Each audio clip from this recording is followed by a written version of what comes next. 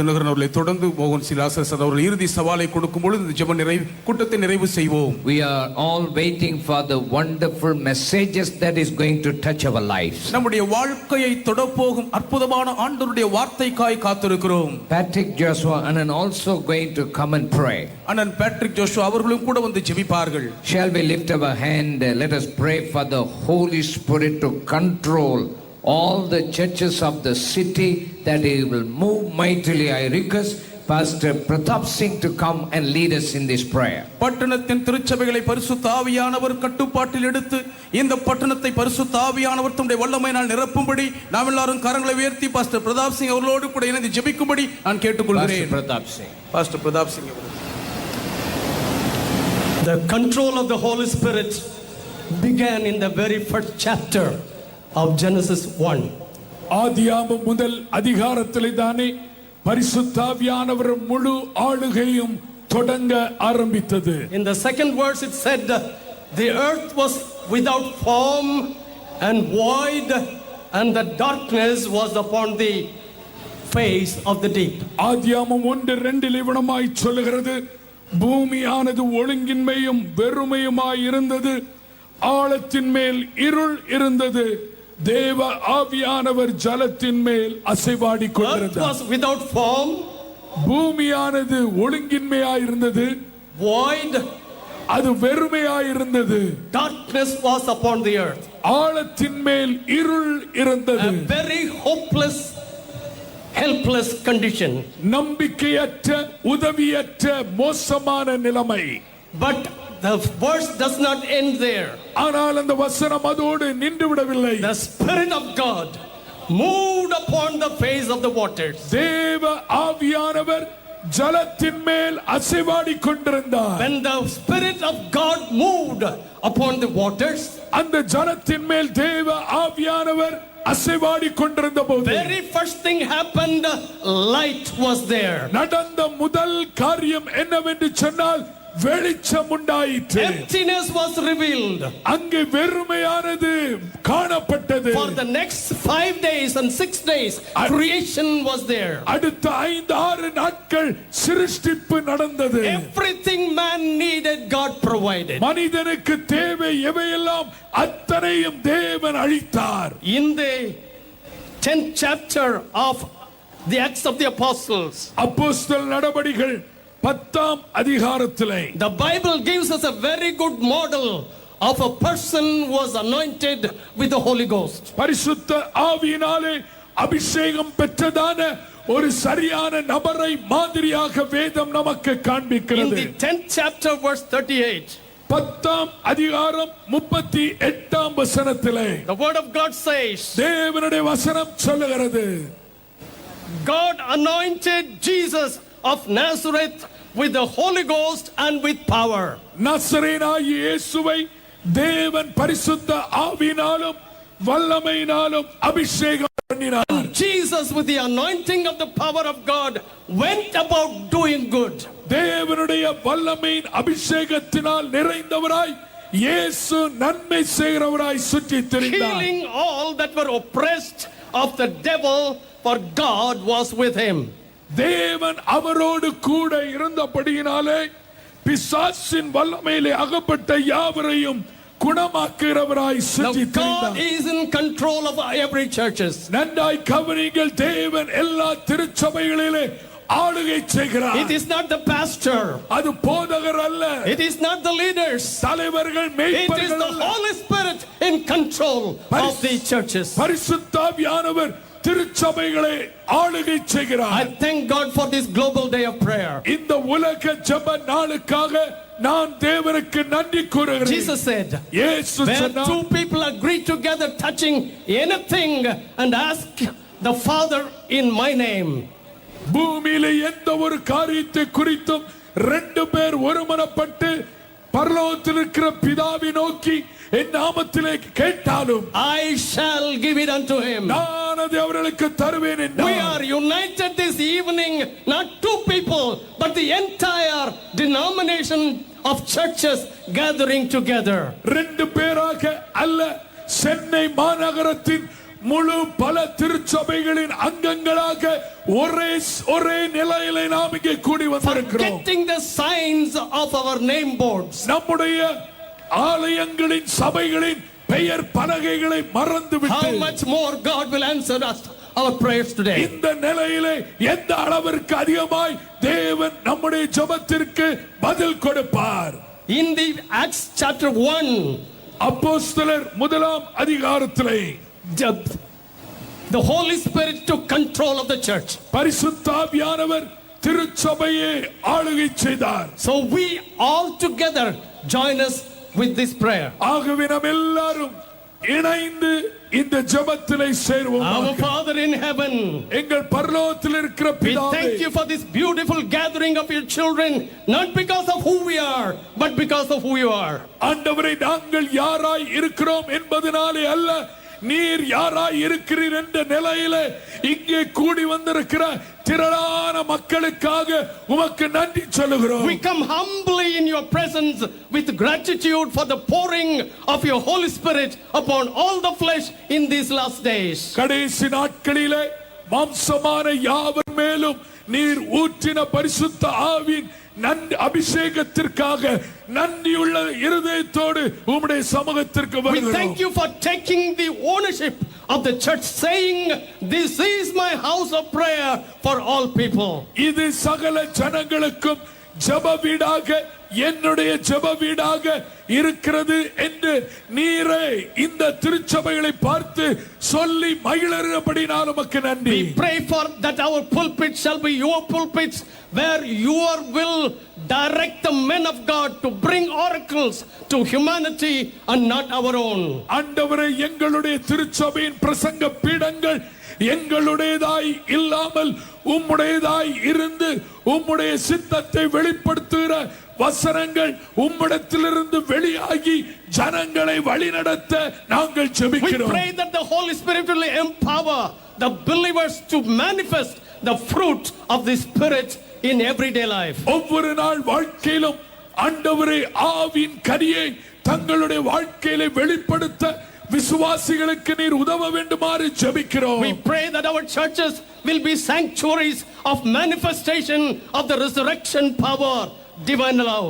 ஆண்டவரே, தேவனுடைய தெய்வீக உயிர்த்தெழுந்த வல்லமையை வெளிப்படுத்துகிற பரிசுத்த ஸ்தலமாக நம்முடைய திருச்சபைகள் இருக்க நாங்கள் ஜெபிக்கிறோம். We pray that the manifestation of the gifts of the Holy Spirit will result in the salvation of perishing souls in multitudes. திரள் கூட்டமாக அழிந்து போகிற ஆத்துமாக்கள் ரட்சிக்கப்படக்கூடிய நிலையிலே எங்களுடைய திருச்சபையிலே ஆவியின் வரங்கள் கிரியை செய்ய வெளிப்பட நாங்கள் We ஜெபிக்கிறோம். pray that the churches would be revived as the first New Testament church and showed acts of kindness to the poor and the needy of the society.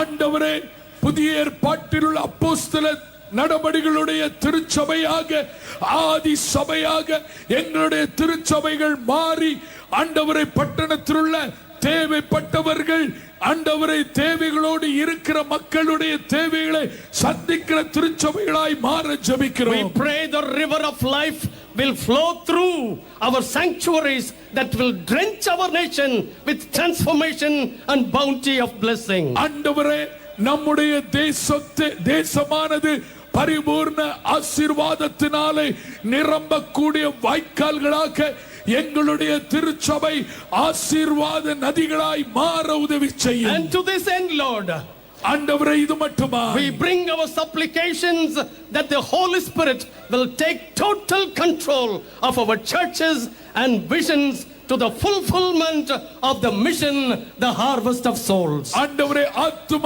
அறுவடையின் ஊழியத்தின் நிறைவேறுதலின் பெருத்த அறுவடையின் ஊழியமானது பரிசுத்த ஆவியானவர் மூலமாய் செயல்படத்தக்கதாக நாங்கள் We ஜெபிக்கிறோம். are careful to give you the honor and the glory and power.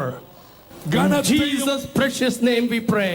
கனத்தையும் மகிமையும் துதியையும் உமக்கு மாத்திரம் செலுத்த ஆண்டவரை நாங்கள் கவனம் உள்ளவர்களாய் Shall we இருந்து just lift up our hands and say amen? இயேசுவின் நாமத்திலே ஜெபிக்கிறோம். Amen. கரங்களை உயர்த்தி ஆமென் என்று சொல்லுவோம். ஆமென். This time, our dear brother Patrick Joshua will come forward and speak to us and pray with us. இந்த சமயத்திலே நம்முடைய அருமையான சகோதரன் பேட்ரிக் ஜாஷுவா அவர்கள் வந்து நம்மோடு கூட பேசுவார்கள். God used this servant of God to bring this gathering today. இந்த பெரிய கூட்டத்தை கொண்டு வரும்படியாக இந்த தேவதாசனை இன்றைக்கு தேவன் பயன்படுத்தி இருக்கிறார். He will come forward and share with us. அவர் வருவார்.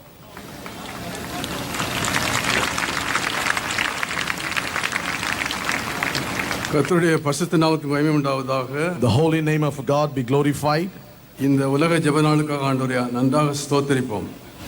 As this is the day of global day of prayer, shall we all praise and thank God. நாம் ஜெபிக்க ஜெபிக்க அவருடைய பிரசன்னம் நம்மிலே வல்லமையா வந்து இறங்கி கொண்டே இருக்கிறது. When we keep on pray and pray, the presence of God is so powerful in this place. நம் தேசத்துக்காக अनेक கர்த்தர்களுக்காக நாம் ஜெபித்தோம். Right now we are continually praying for many things for our nations. உலகத்திலே உள்ள நாடுகளுக்காக ஒரு சில நிமிஷம் ஜெபிக்க போகிறோம். And now we are going to pray for the nations of the world. நேரம் இல்லாதனாலே ஒரு சில நிமிஷத்தில் நாம் ஜெபித்து முடிக்க போகிறோம். Within few minutes we are going to pray and finish. கர்த்தர் இந்த உலகத்திலே ராஜரிகம் பண்ணுகிறார்.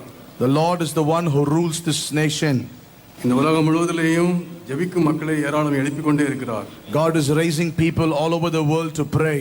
இந்த உலகத்திலே 700 கோடி மக்கள் இருக்கிறார்கள். In this world there are 700 crores of people. 260 கோடி மக்கள் கிறிஸ்தவர்கள். And there are a lot of crores of people, those who are Christians. 260 crores. 260 crores people are Christians. அவர்கள் நடுவிலே கர்த்தர் ஜெபாவியை ஊற்றி ஜெபிக்க வைத்துக் கொண்டே இருக்கிறார். And God is pouring the spirit of prayer in their midst, and God is making them to pray. கிறிஸ்தவம் தான் உலகத்திலே அதிகமாக வளர்ந்து கொண்டே இருக்கிறது. Christianity is the thing which is keep on growing in this world. ஒரு மனிதன் உலகத்திலே பிறந்தால் 7 கிறிஸ்தவர்கள் பிறக்கிறார்கள். When a man is born on this earth, another man is born again and he is becoming a Christian. Not another man. One man is born in the world. 7 Christians are born in the world. When a man is born, 7 Christians are born again.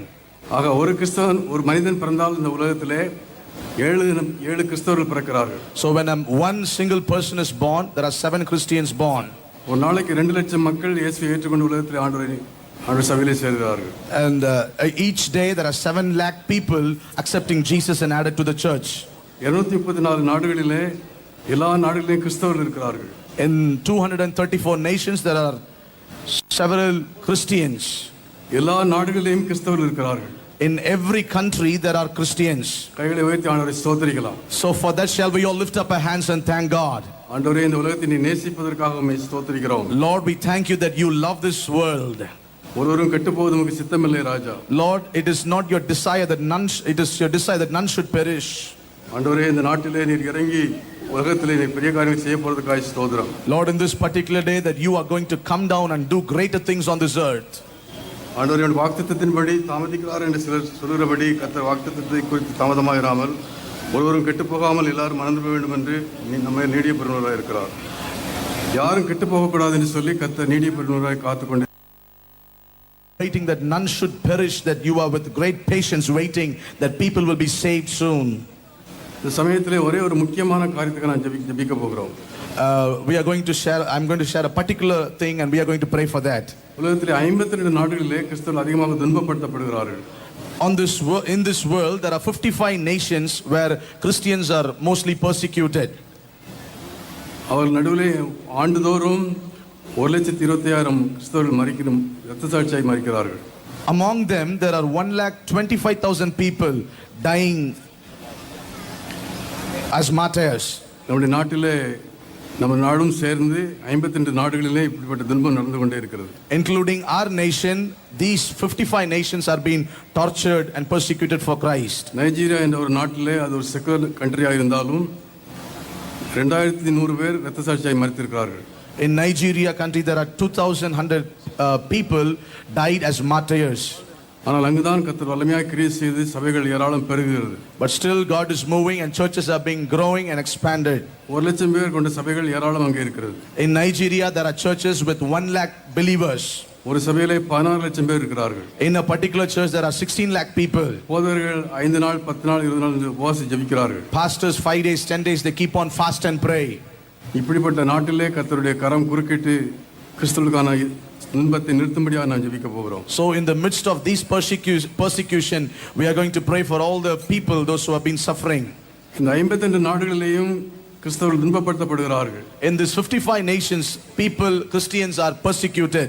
வீடுகளை நொறுக்குகிறார்கள், ஆலயத்தை உடைக்கிறார்கள், பயங்கரமான காரியங்களை செய்கிறார்கள். Houses have been crushed and churches have been broken.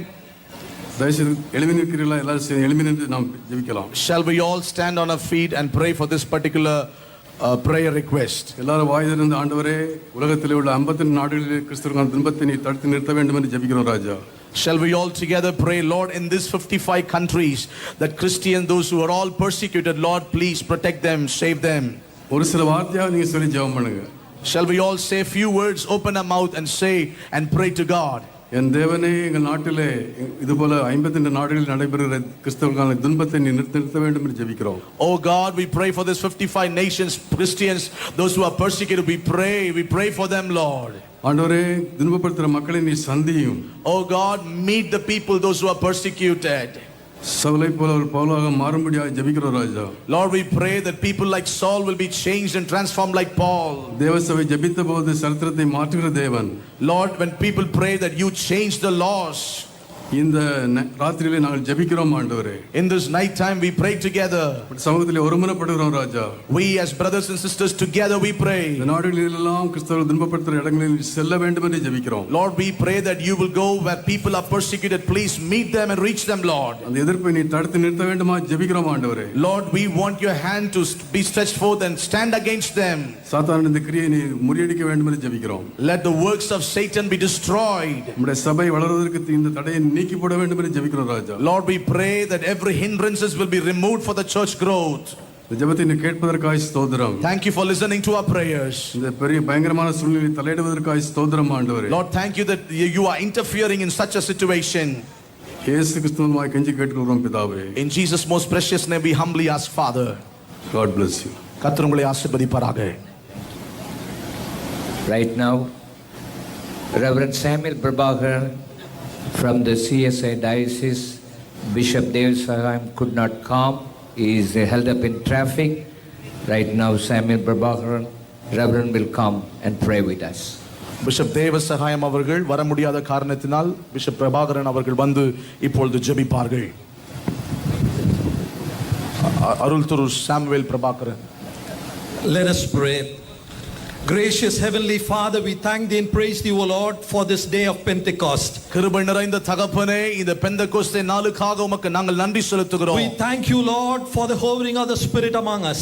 பரிசுத்த ஆவியானவரை எங்கள் மத்தியிலே ஊற்றிக் கொண்டிருக்கிறதற்காக நாங்கள் நன்றி செலுத்துகிறோம். Lord, we pray that you may pour out your Spirit upon every soul who are gathered here. ஆண்டவரே, இங்கே கூடி வந்திருக்கிற ஒவ்வொரு ஆத்துமாவிலும் தேவ ஆவியானவர் ஊற்றப்படும்படியாக நாங்கள் ஜெபிக்கிறோம். Lord, anoint thy people with thy gifts and power.